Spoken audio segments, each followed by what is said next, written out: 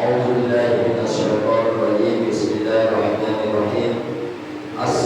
warahmatullahi wabarakatuh.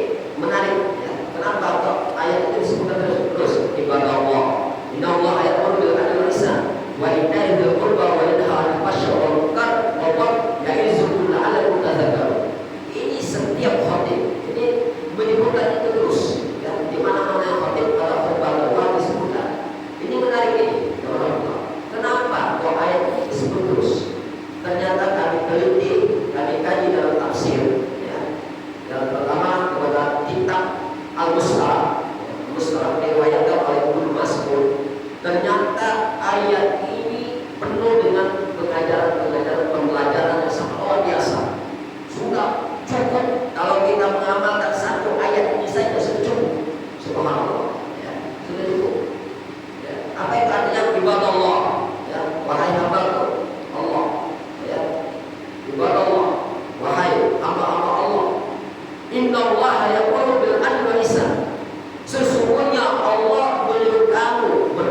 adil dan ihsan. Adil ihsan, subhanallah ya. Adil ihsan.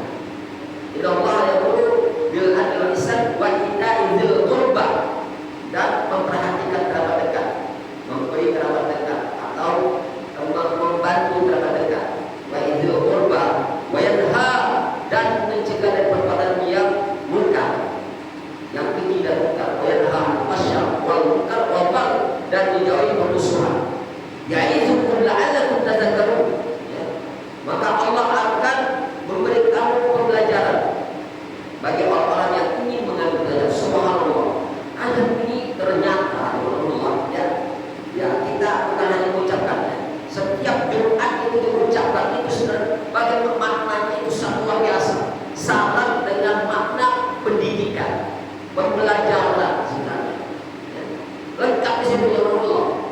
Innallaha, ini di dalam tafsir ketika innallaha yaqulu, Allah menyuruh kamu berbuat ya, adil. Innallaha yaqulu bil adil. Ketika innallaha, arti tauhid. Tauhid itu kita mengesahkan Allah Subhanahu wa taala. Kita yakin kepada Allah. Kalau tauhid maka al-iman. Iman artinya apa? Kita meyakini adanya Allah. Nah, ketika kita yakin adanya Allah, berarti kita ibadah. Kita sholat, puasa, dan zakat, ibadah. Kalau kita tidak yakin, nah, ya, orang-orang yang tidak mau beribadah itu tidak yakin kepada Allah, tidak mau beribadah, tidak mau sholat, tidak mau puasa, tidak yakin. Nah, innallaha ya'muru, sesungguhnya Allah menyuruh kamu untuk berbuat adil. Innallaha ya'muru. Ya'muru ini dalam ilmu bahasa Arab, ya, qawaidul Arabiyyah, ya'muru ini artinya Allah menyuruh kamu berbuat adil.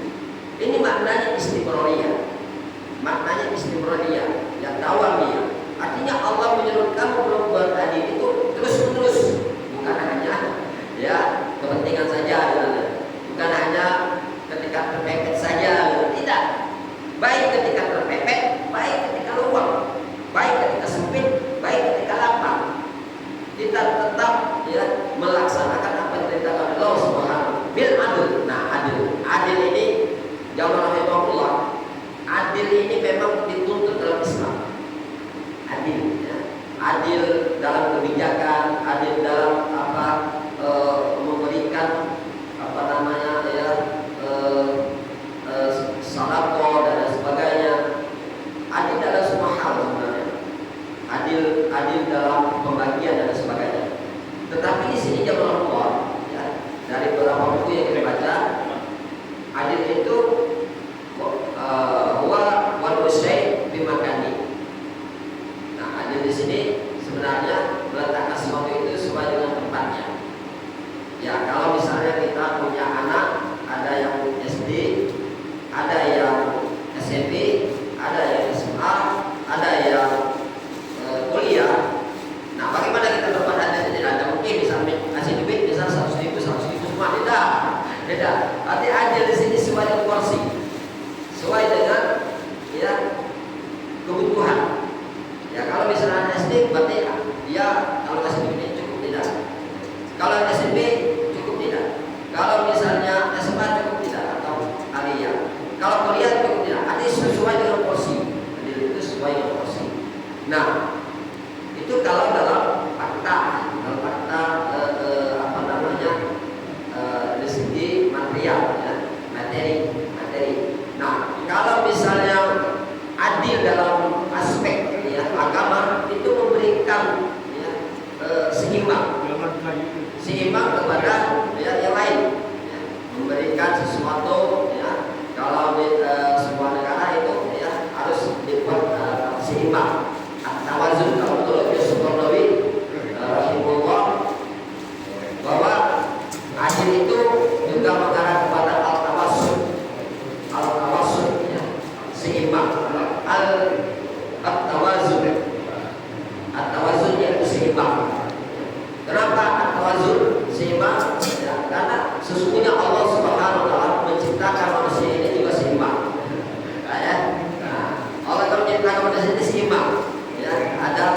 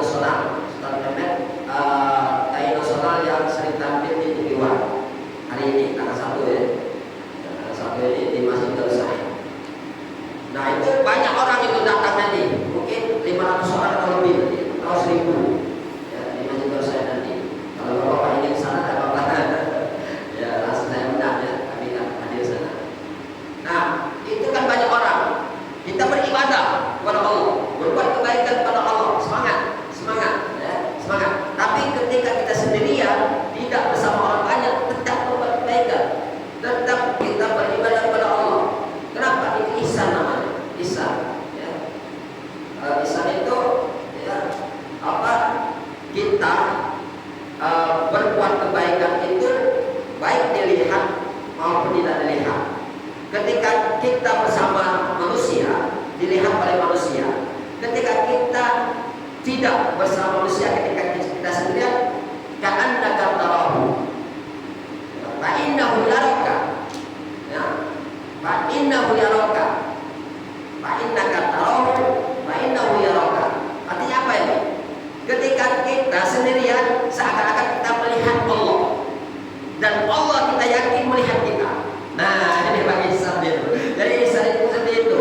Ketika sendirian, dia tetap berbuat kebaikan, tetap berbuat kebaikan. Kenapa? Karena dia seakan-akan sudah melihat Allah, dan Allah ya Allah, dan Allah yang melihat dia. Maka tidak ada ya, tidak istilah tidak berbuat baik, tetap berbuat baik. Makanya berbuat baik itu istiqomah ya, dawamnya. Maka berbuat baik itu terus-terus kita lakukan. Jamaah rahimahullah. Bil ihsan ya. Inna Allah yaqulu bil adli wal ihsan wa ita'i dzil qurba wa yanha 'anil fahsya'i wal munkar. Nah, ternyata di sini dalam beberapa kajian, kenapa Allah Subhanahu wa taala mewasalkan wa maktub alaihi qawlan yang ada kaitannya dengan ayat apa, dengan kalimat selanjutnya. Wa ita'i dzil qurba, dan memberi kebaikan yang makan, sedekah dan sebagainya, atau sedekah Pak, dengan kerabat dekat. Subhanallah. Pak, jadi kita ini Islam perintahkan itu kaki dulu kerabat jauh, kaki dulu orang lain. Kita lihat dulu kerabat dekat kita di zaman.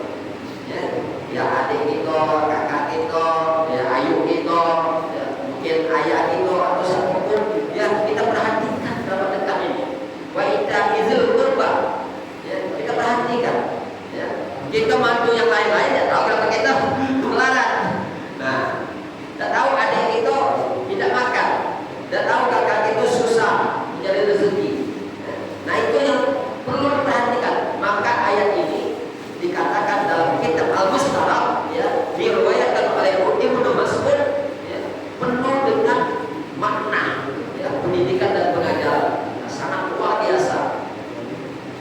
Wa yanha 'anil fahsya'i wal munkar, dan ya mencegah dari perbuatan keji dan munkar. Wal bagh, dan menjauhi dari permusuhan. Nah, lengkapnya Pak ayat ini. Subhanallah, lengkap sekali ya. Lengkap sekali. Ya'izukum la'allakum tadhakkarun. Allah, ya'izukum, Allah ya akan memberi kamu pengajaran ya, supaya kamu mengambil ya pelajaran dari setiap kejadian itu.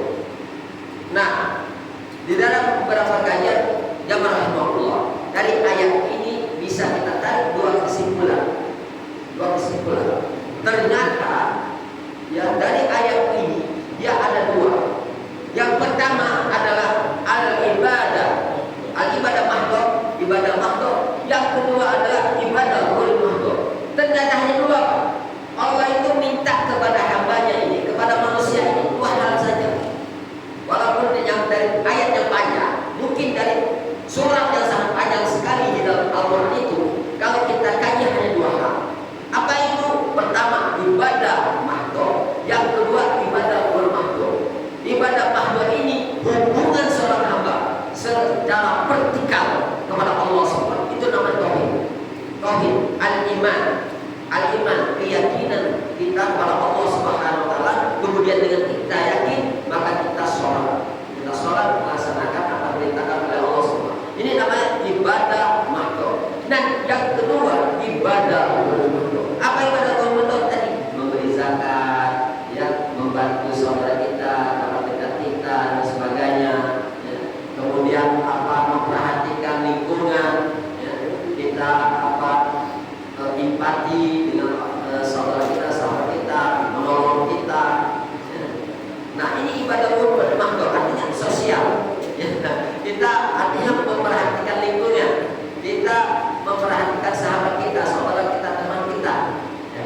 Untuk apa? Untuk mengajak dia untuk menuju kebaikan, mengajak dia menuju jalan yang benar.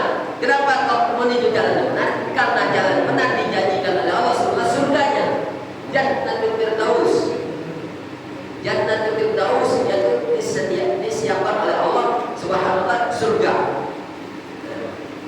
Dan bahkan ya, orang yang bisa melaksanakan dua ibadah ini, ibadah qada dan ibadah qada, maka Allah janjikan dia akan berjumpa dengan Allah. Nah, ini subhanallah. Ini Pak, ya, jadi Allah itu akan mengapresiasi, akan memberikan reward kepada hambanya itu apabila mampu melaksanakan dua hal ini, ibadah qada dan ibadah qada. Subhanallah. Apa kata Allah dalam surah Al-Kahfi ayat terakhir yang saya baca bacakan tadi, Allah katakan, faman kana yarju liqa'a rabbih.